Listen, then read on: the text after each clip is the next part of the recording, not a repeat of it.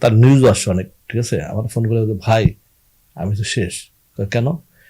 এরপরে ভাই সিনেমা নিতে হলে ভাই সিনেমা দেখেন। প্রকাশিত হলো আপকামিং সিনেমা রকিস্টারের মোশন পোস্টার। দেশ জুড়ে প্রশংসার জোয়ারে ভাসলেও আমাদের পরিচালক মোহাম্মদ ইকবাল হাঁটলেন ঠিক উল্টো পথে। তার মতে এটি একটি সস্তা এআই ক্রিয়েটেড মানহীন মোশন পোস্টার।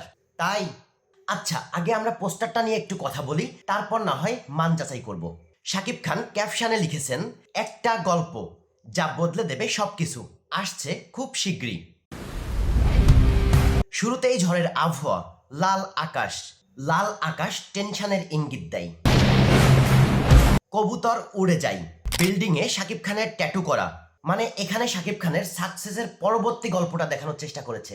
বিল্ডিং এ ছোট একটা ছেলে বাইরে দাঁড়িয়ে আছে, ভেতরে একজন নারী, সম্ভবত মা, যাকে দেখে মনে হয়েছে অসুস্থ, ক্লান্ত বা দুর্বল। পুরো পরিবেশটা অন্ধকার। বাচ্চাটাকে জুম করে বাচ্চার রক্ত চোখের মধ্য দিয়ে দেখায় স্টেজের সামনে হাজারো মানুষের সমাগম, এবং স্টেজে গিটার হাতে গান করছেন শাকিব খান, মুখে সিগারেট, সানগ্লাসে মেগা স্টার লেখা। লাস্টে আবার দেখাই দিছে 5 মে টিজার আসবে। এটা দেখে যতটুকু গল্পের আইডিয়া করা যায়, দরিদ্র একটা প্রতিকূল অবস্থার মধ্য দিয়ে অনেক সংগ্রাম করে অনেক বড় স্টার হয়ে উঠবেন শাকিব খান। খুব কঠিন জীবন থেকে অনেক বড় আইকনিক হয়ে ওঠার গল্প দাঁড় করানোর চেষ্টা করেছে। তো খারাপ কি হয়েছে? আমার কাছে তো ভালোই লেগেছে।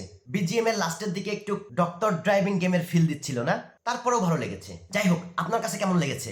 আপনারও কি মনে হয়েছে সস্তা এআই ক্রিয়েটেড মানহীন পোস্টার, নাকি ভালো লেগেছে? কমেন্ট করে জানাবেন।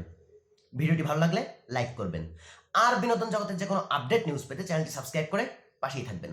ধন্যবাদ।